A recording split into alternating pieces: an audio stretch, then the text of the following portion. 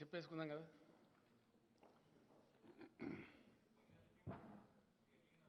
ఏమంటారు? కాదు 7 ఏమో నాకు చీఫ్ జస్టిస్ గారితో మీటింగ్ ఉంది. 15th మన తెలంగాణ జ్యుడిషియల్ ఆఫీసర్స్ మీటింగ్ ఉంది. సుప్రీంకోర్టు సీజే గారును వాళ్ళంతా వస్తున్నారు. దానికి సంబంధించి మన సీజే గారితో నాకు 7కి మీటింగ్ ఉంది. ఇప్పుడు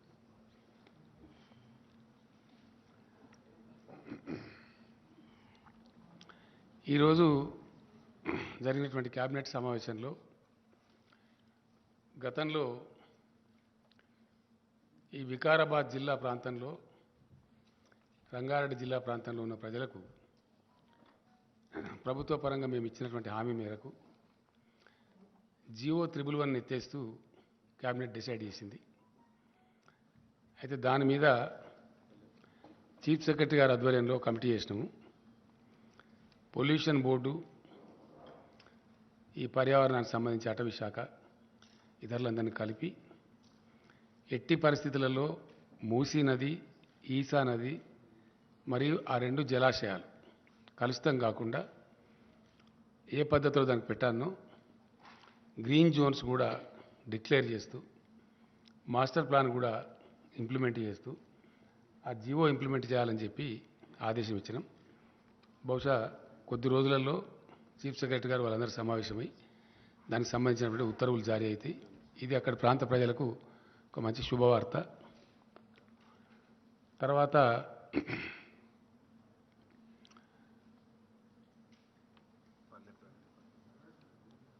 మే 20 నుంచి జూన్ 5వ తేదీ వరకు పట్టణ ప్రగతి మరియు పల్లె ప్రగతి డ్రైవ్ మళ్ళా ఒకసారి చేపట్టి చాలా ఉధృతంగా వర్షాకాలానికి ముందు చేయాల్సిన అవసరం ఉంటుంది కాబట్టి పల్లె ప్రగతి, పట్టణ ప్రగతి కూడా 20th May to June 5th అనేది అది కూడా ఈరోజు క్యాబినెట్ డిసైడ్ చేసింది. ఆ ప్రకారం దాన్ని ముందుకు పోవడం జరుగుతుంది. అట్లానే ఒక 6 ప్రైవేట్ యూనివర్సిటీలు, హైదరాబాద్కు చాలా డిమాండ్ వస్తున్నది. దానికి సంబంధించి ఈరోజు ఇన్ ప్రిన్సిపల్ క్యాబినెట్ అప్రూవ్ చేసి వారికి, అంటే ఒక అగ్రికల్చర్ యూనివర్సిటీ ఉంది, దాంట్లో పేర్లు ఐడియా ఉందా? నిక్మార్ ఉంది, ఇంకా చాలా ఉన్నాయి. అమిటీ ఉంది, CII confederation of Indian industry అని చెప్పి వాళ్ళు, అది ఉంది, చాలా టాప్ ఇది ఉంది. గురునానక్ ఒకటి ఉంది, ఇంకోటి ఎంఎన్ఆర్ అని ఒకటి ఉంది. ఇవే కదా వచ్చినాయి కదా కరెక్ట్ పేర్లు? ఏమంటారు? Kaveri agriculture university. 5 ఏమో ఇవి. సంబంధిత మంత్రులే ఉత్తర్వులు జారీ చేయాలని చెప్పి కూడా క్యాబినెట్, అంటే వాళ్ళకు ఉండే గైడ్ లైన్స్, విధి విధానాలు, వాళ్ళ అప్లికేషన్ ఫార్మాట్స్ అని కరెక్ట్గా చూసి ఏ పద్ధతిలో ఇవ్వనో ఆ పద్ధతిలో వాళ్ళకి ఇవ్వమని చెప్పి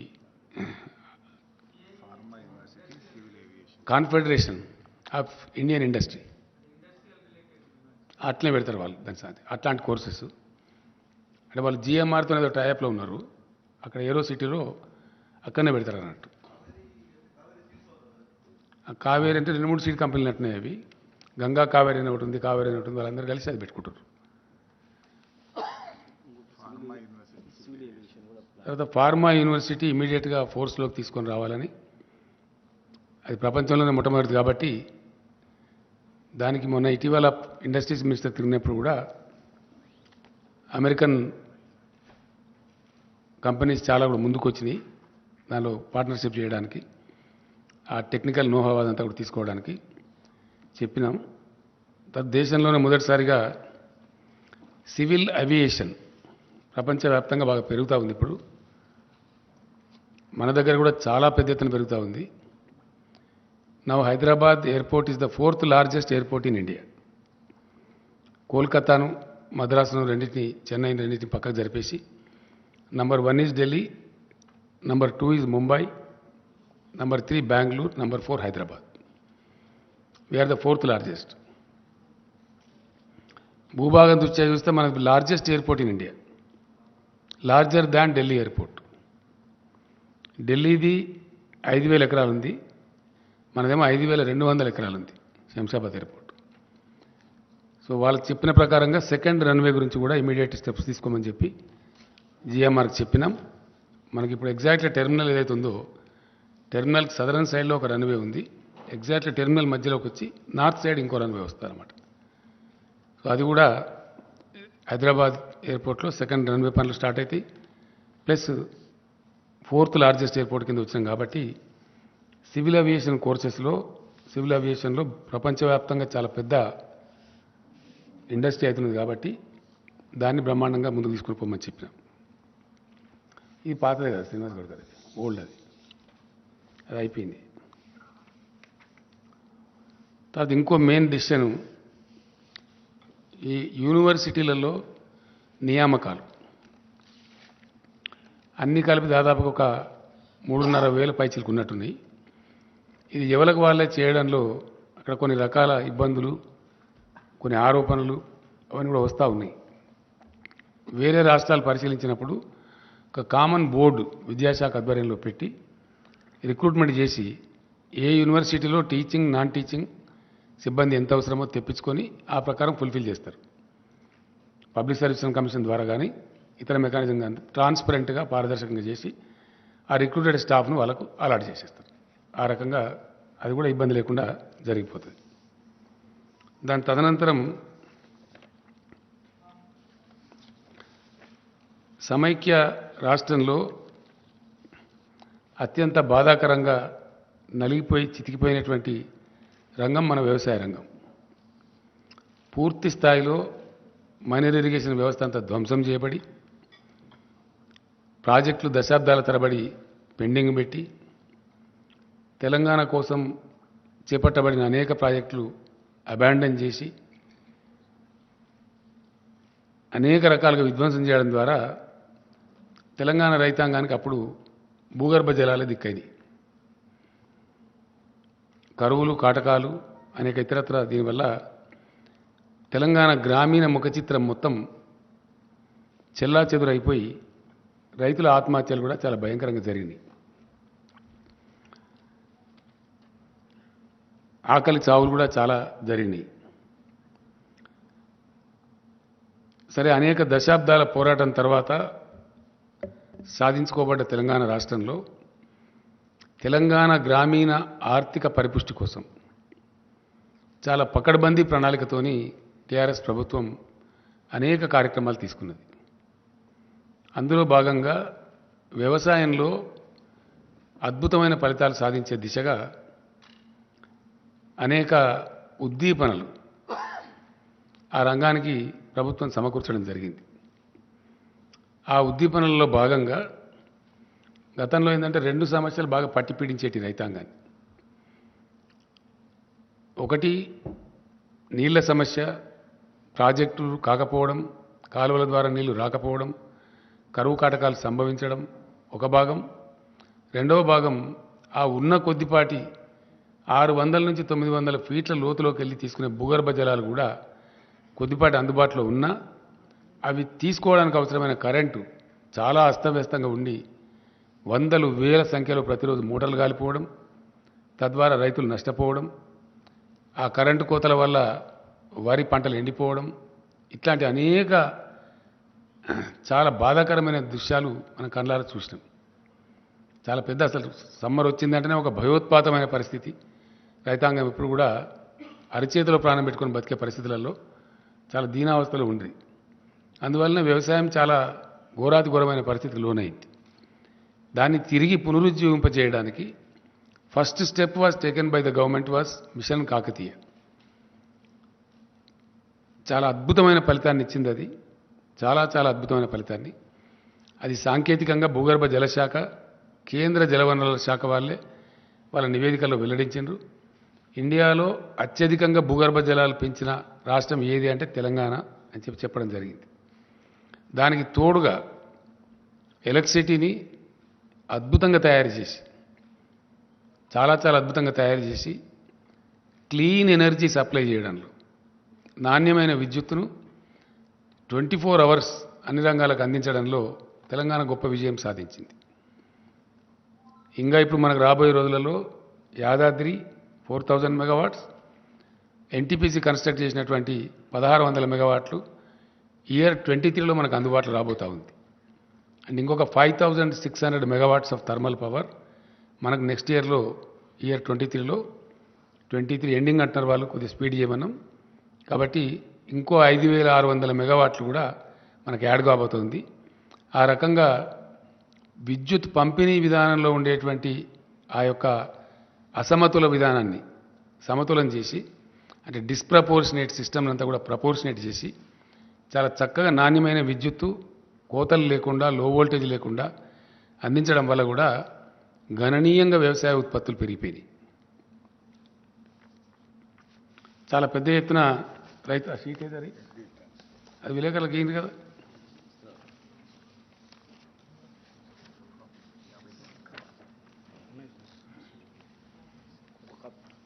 కాపీ ఏదిరా బాబు, మీ దగ్గర పెట్టుకుంటే విలేకరులకు ఇవ్వాలి కానీ.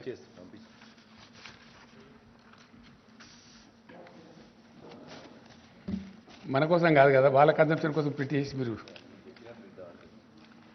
సో అట్లా జరిగింది. జరగడం ద్వారా ఏమైంది, చాలా అద్భుతమైనటువంటి వ్యవసాయ విస్తరణ జరిగింది. అద్భుతంగా రైతులు పంటలు పండిస్తున్నారు. గొప్ప పంటలకు ఆలవాలంగా తెలంగాణ తయారైంది. దానిలో ఉన్న పథకాలు నేను చరిత్ర చరవడం చేయను, కానీ పాసింగ్ రిమార్క్ చెప్పాలా. ఒకటి, ఆన్ గోయింగ్ పెండింగ్ ప్రాజెక్టులను సత్వరం పూర్తి చేయటం. 2, మిషన్ కాకతీయ వార్పుడ్ బేసిస్లో ప్రపంచమే అబ్బురపడే విధంగా ఈవెన్ యుఎన్ఓ కూడా ప్రశంసలు వచ్చినాయి. ఆ రకంగా మిషన్ కాకతీయ కంప్లీట్ కావటం. 3, రీఇంజనీరింగ్ చేసి భారీ ప్రాజెక్టులకు శ్రీకారం చుట్టి అద్భుతంగా world's largest multi stage lift irrigation scheme Kaleshwaram record టైంలో కంప్లీట్ చేయటం. దాని ఫలితాలు కూడా అందుతూ ఉన్నాయి. వీటికి తోడుగా గత 3-4 సంవత్సరాలుగా భగవంతుని దయ వల్ల ప్రకృతి కరుణించి అద్భుతమైన వర్షపాతం కూడా దీనికి జోడైంది. దానికి తోడుగా కరెంటు అద్భుతంగా అన్ని సీజన్లలో ఏ మాత్రం వోల్టేజ్ ప్రాబ్లం లేకుండా సరఫరా కావడం కూడా చాలా ఇంపార్టెంట్ ఇన్పుట్ అయింది. వీటికి తోడు ప్రభుత్వం ఇచ్చిన ఉద్దీపనలు ఏవైతున్నాయో ఇండియాలో కాదు ప్రపంచంలో కూడా ఇక్కడ ఇవ్వరు. ఎకరానికి సంవత్సరానికి 10,000 రూపాయలు. No government gives in India and nowhere in the world 10,000 rupees per acre per annum రైతులకు ఇచ్చే ఒకే ఒక్క ప్లేస్ ఎంటైర్ భూగోళం మీద తెలంగాణ రాష్ట్రం. ఇండియాలో కాదు, భూగోళం మీద డైరెక్ట్ బెనిఫిట్. ఏ మాత్రం దానిలో మధ్యలో దళారు లేకుండా పైరవీలు లేకుండా ఇవ్వటం. రైతులకు 24 గంటలు ఉచిత విద్యుత్ ఇవ్వడం. రైతులకు ఉచితంగానే నీటి సరఫరా చేయడం.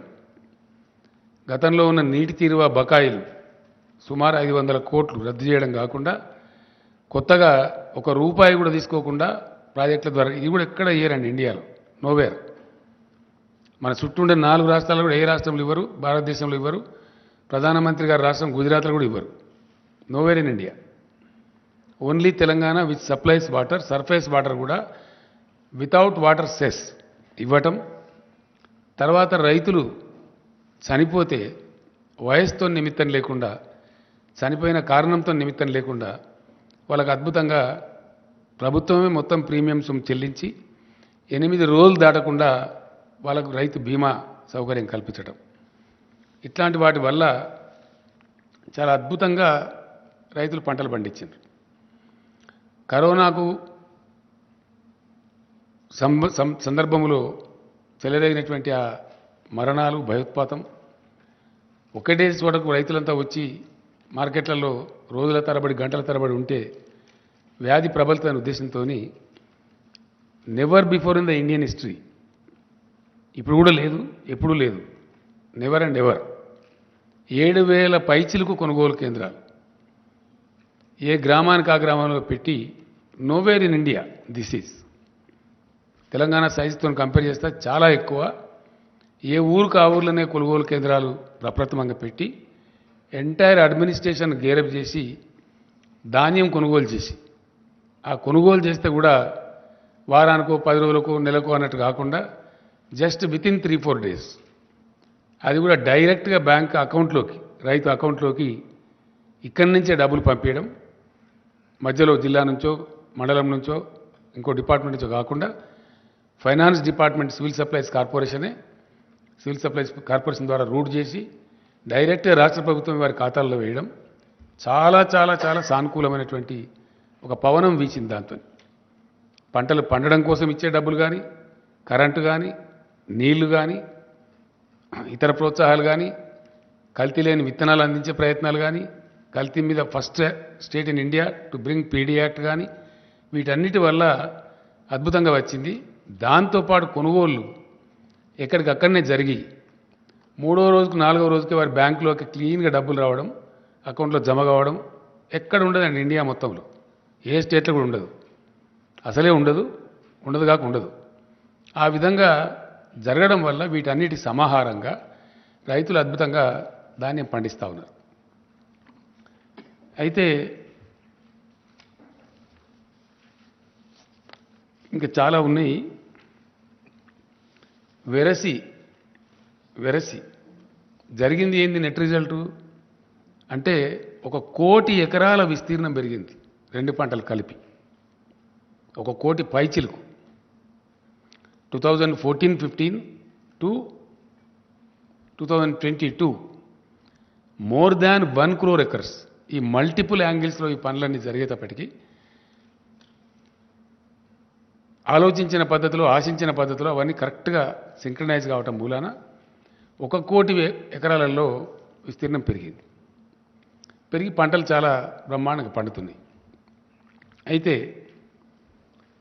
పూర్తి స్థాయిలో రైతు వ్యతిరేకంగా పనిచేస్తున్నటువంటి ప్రభుత్వం కేంద్రంలో ఉండటం భారత రైతాంగం యొక్క దురదృష్టం పూర్తి స్థాయిలో. ఎందుకంటే 13 నెలల పాటు లక్షలాది మంది రైతులు దేశ రాజధానిలో ధర్నా కూర్చున్న పరిస్థితి మనం చూసినాం. చివరికి ఆ చట్టాలు రద్దు చేసుకొని భారత ప్రధానమంత్రే క్షమాపణ వేడుకున్నటువంటి పరిస్థితి కూడా మనం చూసినాం. అంటే ఎంత దిక్కుమాలిన ఎంత దరిద్రం కొట్టు ప్రభుత్వం కేంద్రంలో ఉన్నదనే దానికి ఇది ఒక సంకేతం. అది యథాతథంగా మీ అందరూ ప్రత్యక్ష సాక్షులు దానిలో ఏం డంబాచారం కానీ మిర్చి మసాలా వేసి నూరిన మాట కానీ ఏం లేదు. అది ఫ్యాక్ట్ హిస్టరీ.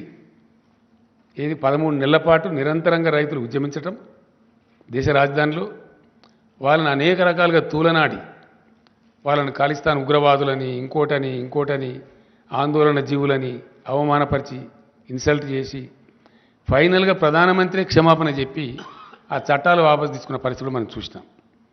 అట్లానే ఈరోజు వ్యవసాయ రంగాన్ని మొత్తం కార్పొరేట్లకు అప్పగించాలని ఒక బలమైన కుట్ర కేంద్రం చేస్తూ ఉంది.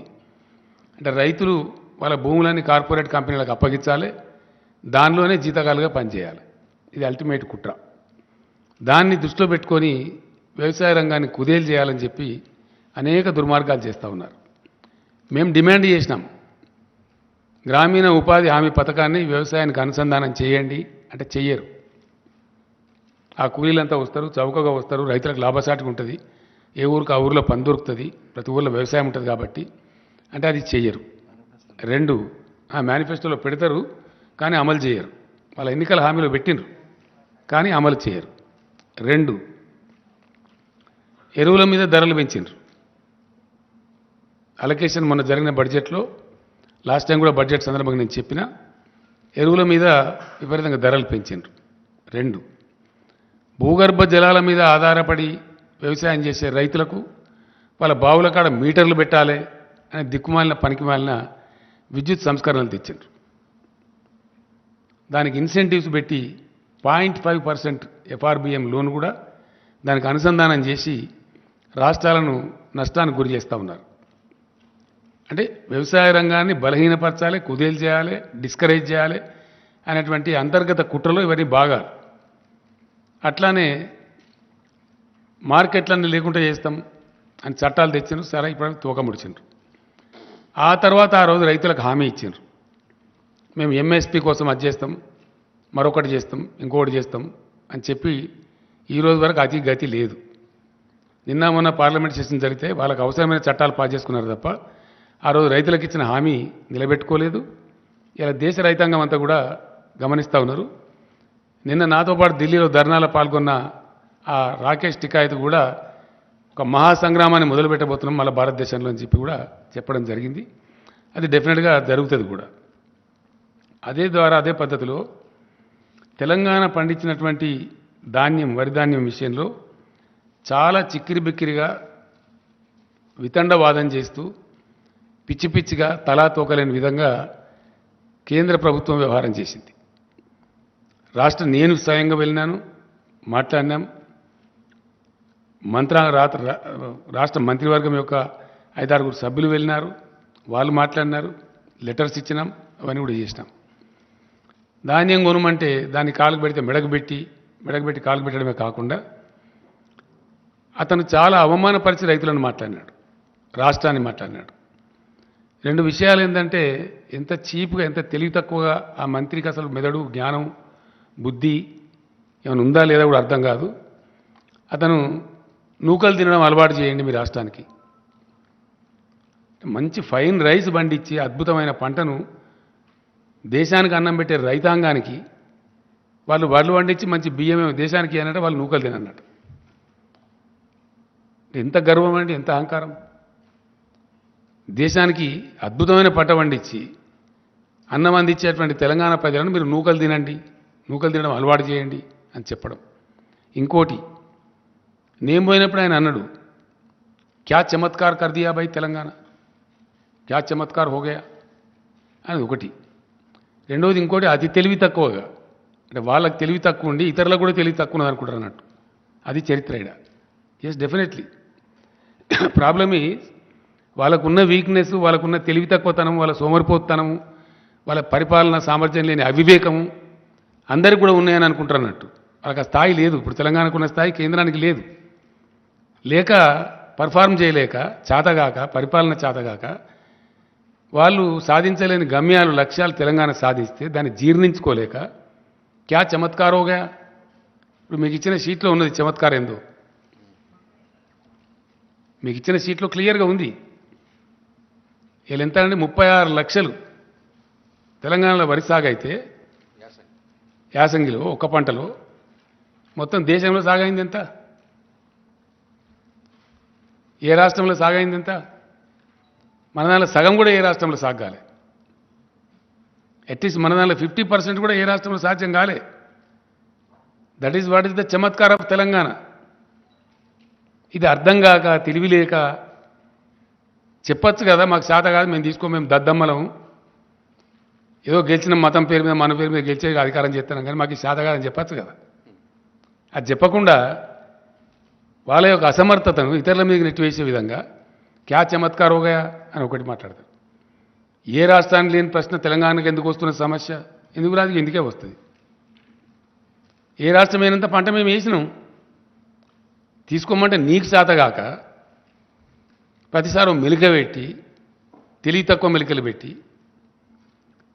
ఫుడ్ సెక్యూరిటీ యాక్ట్ కింద ఉన్న బాధ్యతను విస్మరించి, yes, government of Telangana is avoiding. మేము ఎగుమతి చేయలేమని గత 3-4 సంవత్సరాలు అనేక వేల టన్నుల బాయిల్ రైస్ ఎగుమతి చేసి, ఎగుమతి చేయలేదని అబద్ధాలు చెప్పి అనేక రకాలుగా చేసిండ్రు. ఇలా ఏంది తేడా?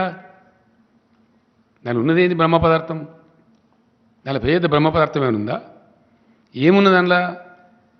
నూకల శాతం ఎక్కువ అవుతుంది. యాసంగి వడ్లల్లో నూకల శాతం ఎక్కువ అవుతుంది. టెంపరేచర్స్ పెరుగుతాయి కాబట్టి, టెంపరేచర్ టైంలో పంట వస్తుంది కాబట్టి పెరుగుతుంది.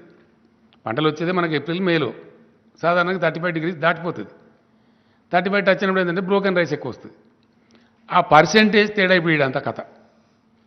ఏమైనా బ్రహ్మ పదార్థం ఏమి లేదు.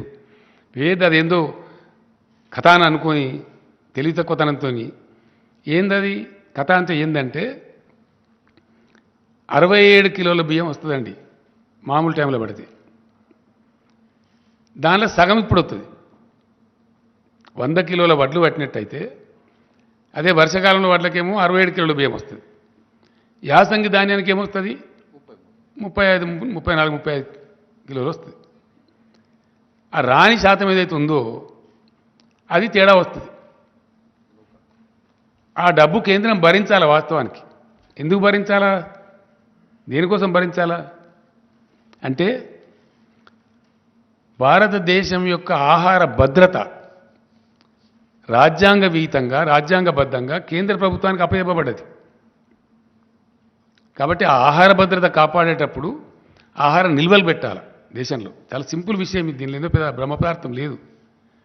ఆ బాధ్యత ఉంది కాబట్టే దానిలో నుంచి ఉద్భవించిందే ఫుడ్ కార్పొరేషన్ ఆఫ్ ఇండియా. ఆ ఫుడ్ కార్పొరేషన్ ఆఫ్ ఇండియా దగ్గర లక్షల కోట్ల టన్నులు స్టోర్ చేసి ఉంచేటువంటి సామర్థ్యం ఉంటుంది, శక్తి ఉంటుంది. ఇతర ఏ రాష్ట్రానికి కూడా ఆ స్టోర్ చేసే శక్తి సామర్థ్యాలు ఉండవు. టెంపరీ ట్రాన్సిట్ స్టోరేజ్ సామర్థ్యం ఉంటుంది తప్ప శాశ్వతంగా ఉండదు.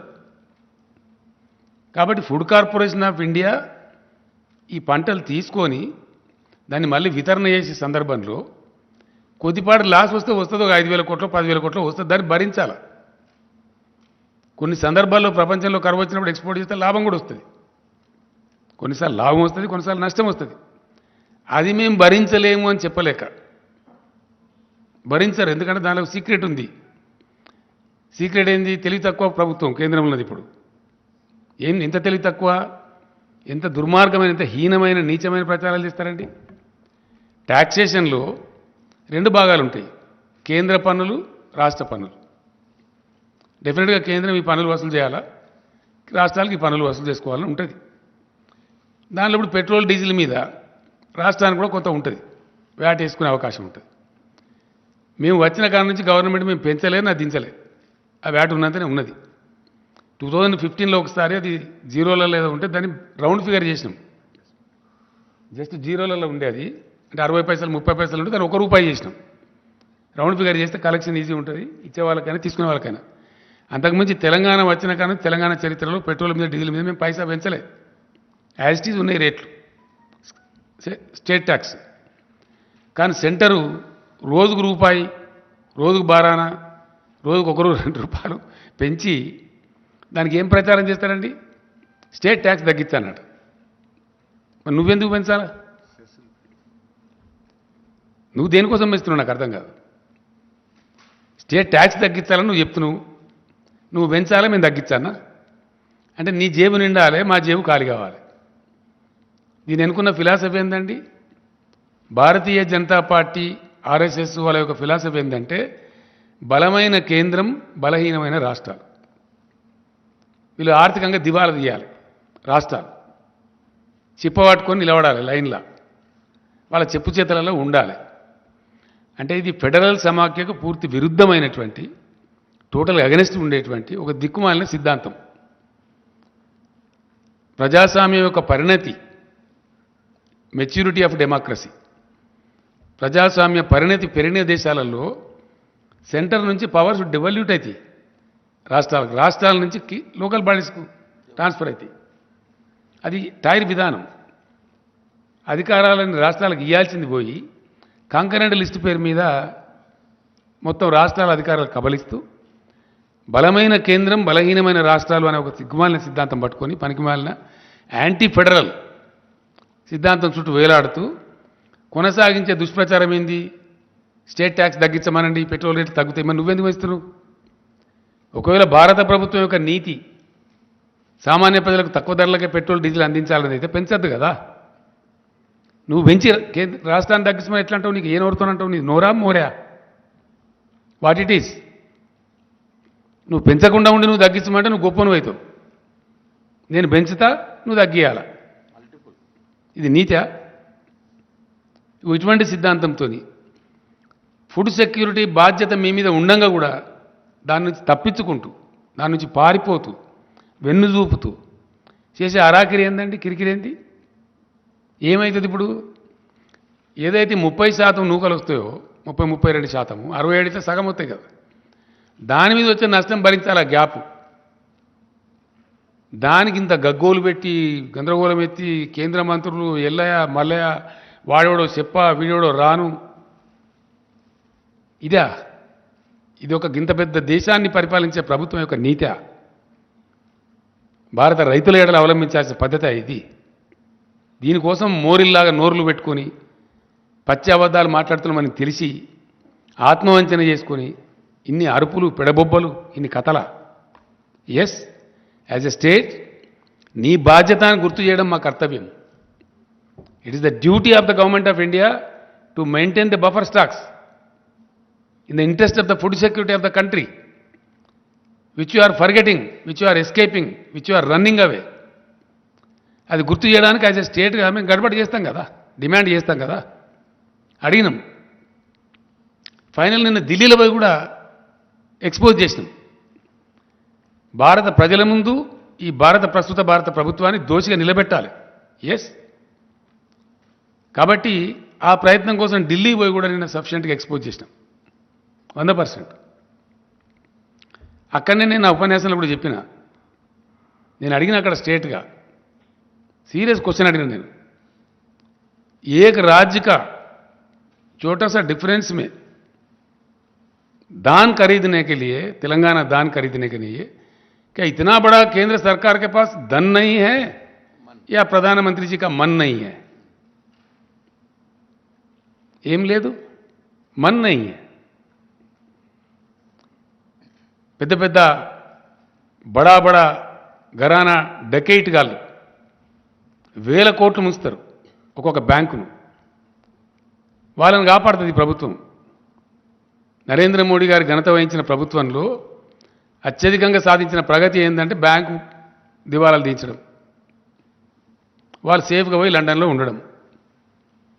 వాళ్ళని అరెస్ట్ చేయడానికి పోతే ఇదే కేంద్ర ప్రభుత్వ పెద్దలు ఫోన్లు చేసి వాళ్ళని వాపసు పిలిపియడం. అవన్నీ ఉన్నాయి, డాక్యుమెంట్స్ వచ్చినాయి, ప్రూఫ్స్ ఉన్నాయి. త్వరలోనే వీళ్ళ మొత్తం పాపాల పుట్ట బయట పెట్టబోతాం. ఎస్, ఏవైతే లండన్లో మంచిగా పిక్నిక్లు ఉన్నారో వీళ్ళ మిత్రులు, ఈ కార్పొరేట్ గద్దలు, వాళ్ళని అరెస్ట్ చేయడానికి సిబిఐ అధికారులు పోతే వాళ్ళని వాపసు పిలిపించారు. పిలిపించడంలో పేర్లు అవన్నీ ఉన్నాయి, త్వరలోనే బయట పెడతాం డాక్యుమెంట్స్, ఢిల్లీ రాజధానిలో పెడతాం. సో ఇవన్నీ చేసుకుంటూ వేల లక్షల కోట్ల రూపాయలు, ఎంతనండి ఇప్పటి వరకు 10.5 లక్షల కోట్ల రూపాయలు మాఫీలు చేశారు సావుకారులకు, సేట్లకు, బడా కంపెనీలకు, ఈ బ్యాంకుల మోసాలు చేసేటోళ్లకు. ఇప్పుడు తెలంగాణలో వచ్చే డిఫరెన్స్ ఏంది? ఒక 3,000 3,500 కోట్లు వస్తుంది యాసంగి ధాన్యం మొత్తం కొంటే, అంతేనా కమలాకర్? 3 నుంచి 3,500 కోట్లు వస్తుంది. ఒక 3,500 కోట్లు 60 లక్షల మంది రైతులకు సంబంధించి, ఒక రాష్ట్రానికి సంబంధించి భరించలేని కేంద్రం ఒకడే దొంగ 21,000 కోట్లు మోసం చేస్తాడు, ఒకడు 18,000 కోట్లు చేస్తాడు. వాళ్ళని మాత్రం ఏమన్నది నిక్షేపంగా ఉంటుంది. ఒక అదానీ గ్రూప్కి ఈ మధ్య 12,000 కోట్లు మాఫీ చేశారు. ఈ మధ్యన పేపర్లోనే వచ్చింది, మీరే రాసిన వార్తలు. అది శాతనవుతుంది కానీ ఈ రైతుల కోసం ఒక 1,500 2,000 కోట్లు 3,000 కోట్లు పెట్టుమంటే అది శాత కాదు. దానికి వీరంగాలెత్తుడు, అరుపులు, పెడబొబ్బలు, కుట్రలు, అరాకిరి మాటలు, పనికి మాలిన దిక్కుమాలిన ఆరోపణలు, క్యా చమత్కారోగాయనుడు, రీసైక్లింగ్ చేస్తున్నాడు. రీసైక్లింగ్ చేస్తుందా గవర్నమెంట్? ఎక్కడ చేస్తారా? సాధ్యమే పనేనా? మాకేం పని లేదా? ఓ కేంద్ర మంత్రి మాట్లాడతాడు ఈ మాట, ఇంత పెద్ద భారతదేశం యొక్క మంత్రి. అంటే ఎంత నీచంగా, నికృష్టంగా రైతాంగం పట్ల, దేశ ప్రజల పట్ల ఎంత బాధ్యతారహితంగా కేంద్రం ఉన్నదనే దానికి ఇది ఒక సంకేతం. సో ఏ విధంగా ఉన్నది, ఎన్ని రకాలుగా ఉన్నది, ఎంత బహుముఖీనంగా ఉన్నది, వీళ్ళ యొక్క దుర్మార్గమైనటువంటి రైతు వ్యతిరేక విధానం అనేది ఎక్స్పోజ్ చేయాలని చెప్పి మేము సఫిషియెంట్గా చేసినాం. డెఫినెట్గా నేను ఢిల్లీలో నా స్పీచ్లో నేను చెప్పిన, మీరు ఇయ్యనంత మాత్రాన హమారే కిసానంకు హమ్ గంగామే నై డూబ్ దేంగే, మేము ఎట్లా కాపాడుకుంటాం, మీకు ఎట్లా తెలియలేదు, మేము కాపాడుకుంటాం, మాకు ఆ ధైర్యం ఉంది, అవసరం వస్తే ఒక పూట ఉపాసం ఇంకొక ఖర్చు తక్కువ చేసుకుంటాం అని కూడా చెప్పిన నేను. దాని ప్రకారంగానే ఈరోజు క్యాబినెట్లో సాకల్యంగా విషయాన్ని చర్చించినాం. రైతాంగానికి మేము చెప్పినాం ఏమని, వెయ్యకండి, దుర్మార్గమైన కేంద్రం ఉంది, చక్కదనం లేదు వీళ్ళది, వీళ్ళ వ్యవహారం సరిగా లేదు, కేంద్రంలో ఒక విధవ పనికిమాలిన గవర్నమెంట్ ఉంది, కాబట్టి మీరు ఇతర పంటలు వేసుకోండి అని చెప్పినాం. చెప్తే పాపం చాలా వరకు 20 లక్షల వ్యవసాయం తగ్గిపోయిందండి. ఆల్మోస్ట్ 55 lakhs to 30 lakhs వచ్చింది. అంటే 36 ఉంది, దానిలో ఒక 3 లక్షలు సీడ్కి పోతుంది, ఒక దాదాపు 2-2.5 లక్షలు రైతులు తినడానికి ఉంచుకుంటారు సాధారణంగా. అంటే సరాసరి ఒక 20 లక్షల ఎకరాలలో వరి పంట తగ్గేయగలిగినాం మేము ఎఫర్ట్ చేసి. ఆ టైంలో ఇక్కడ ఉండబడే బీజేపీ మేము కొంటాము, మీరు ఎంత నెయ్యండి, కేంద్రమే ఉంటుంది అని వీరంగాలు ఎత్తి ఓ దుర్మార్గమైన దుష్ప్రచారం చేశారు. కొంతమంది పాపం ప్రత్యామ్నాయం లేక 100 రూపాయల నుండి వాళ్ళు వేసుకున్నారు. వెరసి మొత్తం మీద పంట వేసుకున్నారు.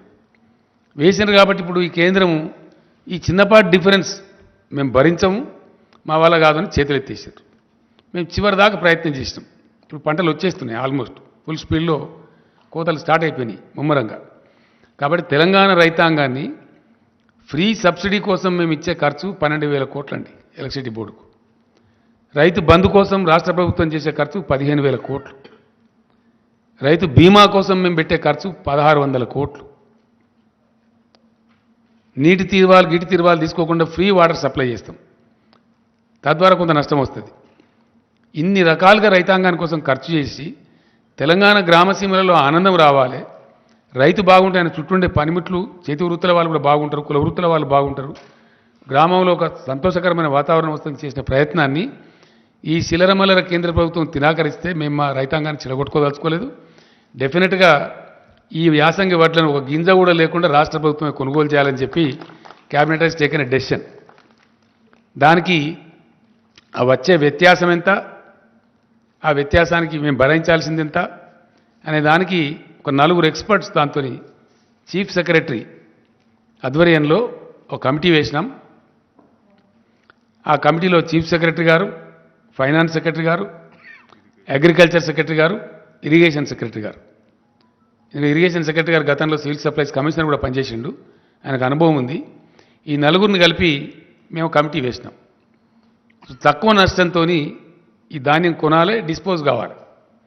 ధాన్యం కొనుగోళ్లకు బ్రహ్మాండంగా రేపటి నుంచే యుద్ధ ప్రాతిపదికన కలెక్టర్లతో వీడియో కాన్ఫరెన్స్ పెట్టమన్నాం, ఆదేశాలు ఇచ్చినాం. గౌరవ మంత్రులందరినీ కూడా రిక్వెస్ట్ చేసినాం.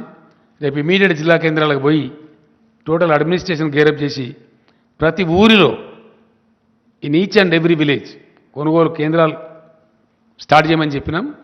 రాబోయే 2-3 రోజుల్లో మొత్తం ఎస్టాబ్లిష్ చేసి సివిల్ సప్లైస్ మినిస్టర్ గారు దానికి అవసరమైన గోనె సంచులు, మన్ను, మశానం ఏమేమి ఉంటుందో ఆ తతంగం అంతా ఆ డిపార్ట్మెంట్ చూసుకుంటుంది. దానికి ఏవేవైతే అవసరాలు ఉంటాయో సివిల్ సప్లైస్ డిపార్ట్మెంట్ వాళ్ళు కోఆర్డినేట్ చేస్తారు.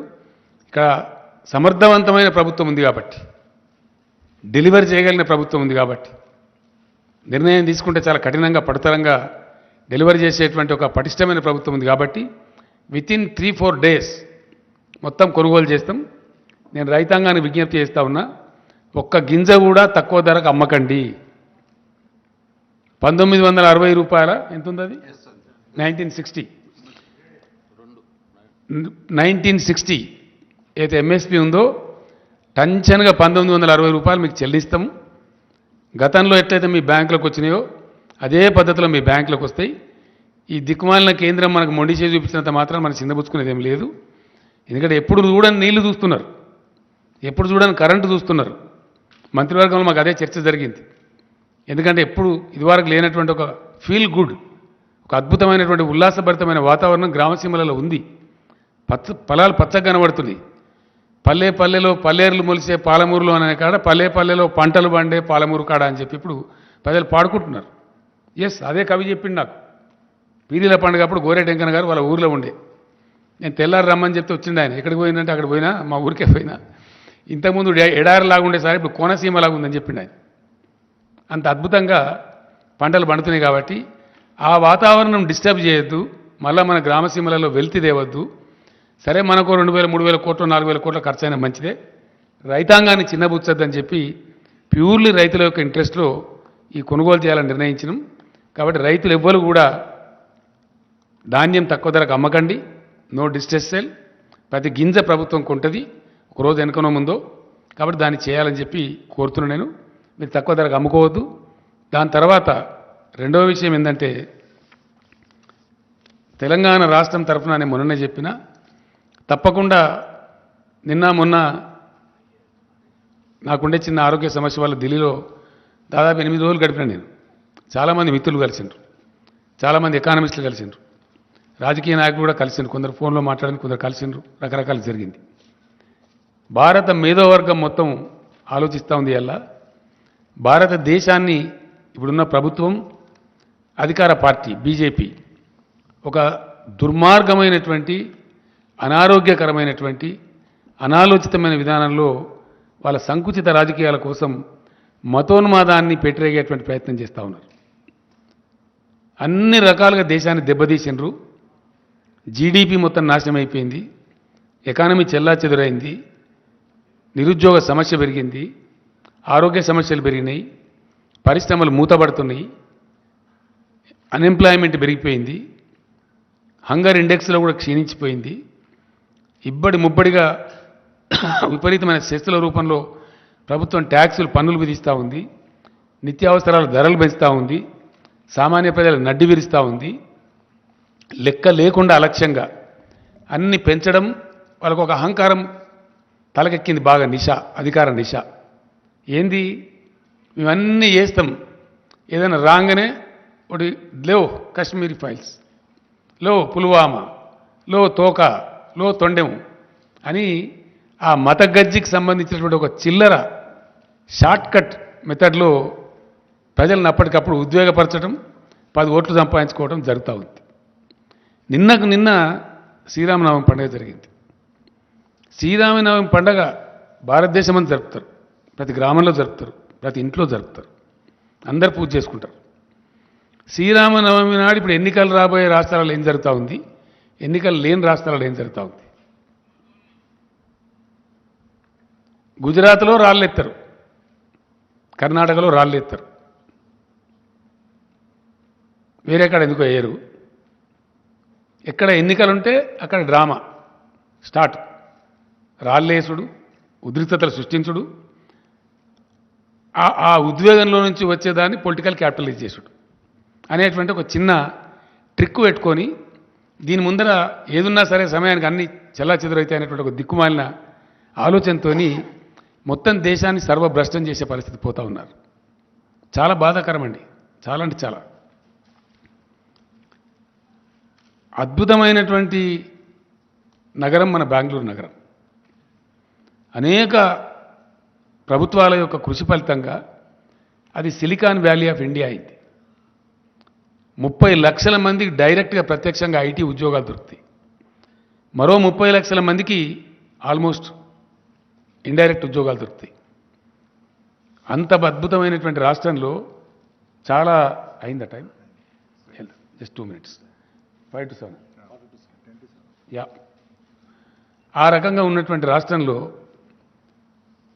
6 రకాల నిషేధాలు ప్రభుత్వం ఉత్తర్వులు ఇస్తాయండి. హిజాబు నిషేధము,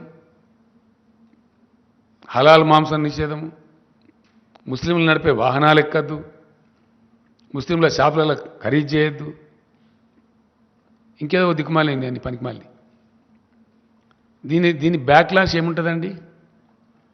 మొన్న కువైట్ దేశంలో 11 మంది పార్లమెంట్ సభ్యులు ఆ ప్రభుత్వానికి రాసిండ్రు, కిక్అవుట్. అక్కడ ఆ దేశంలో వ్యవహారం బాగాలేదు, వాళ్ళు మన దగ్గర ఉంటే కూడా దుర్మార్గంగా ఉంటుంది, వీళ్ళని ఎలగొట్టండి అని చెప్పి మాట్లాడుతున్నారు. అట్లా దాదాపు దేశం నుంచి 13 కోట్ల మంది ప్రజలు వివిధ దేశాల్లో బ్రతుకుతున్నారు. అనేక ఉద్యోగాలు, చిన్న చిన్న వ్యాపారాలు ఏదో చేసుకొని బ్రతుకుతున్నారు. ఒకవేళ ప్రపంచం వాళ్ళందరినీ తరిమేస్తే ఈ భారతీయ జనతా పార్టీ వాళ్ళని పోషిస్తుందా? వాళ్ళకి ఇండియాలో ఉద్యోగాలు ఇస్తారా? ఏం జరగబోతుంది? ఉన్న పరిశ్రమలు మూతపడితే ఇలా పరిశ్రమలో పనిచేసే కార్మికుల గత్యం కావాలా? ఉన్న ఐటీ పరిశ్రమ బిస్తర్ కడితే ఐటీ ఉద్యోగుల గత్యం కావాలా?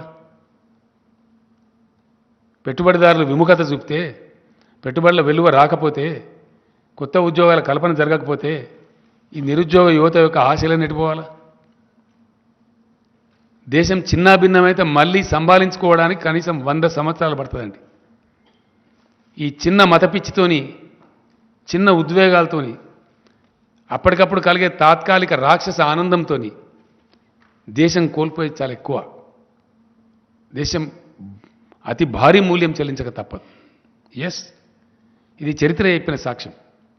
ఎన్నో ఘటనలు ఉన్నాయి.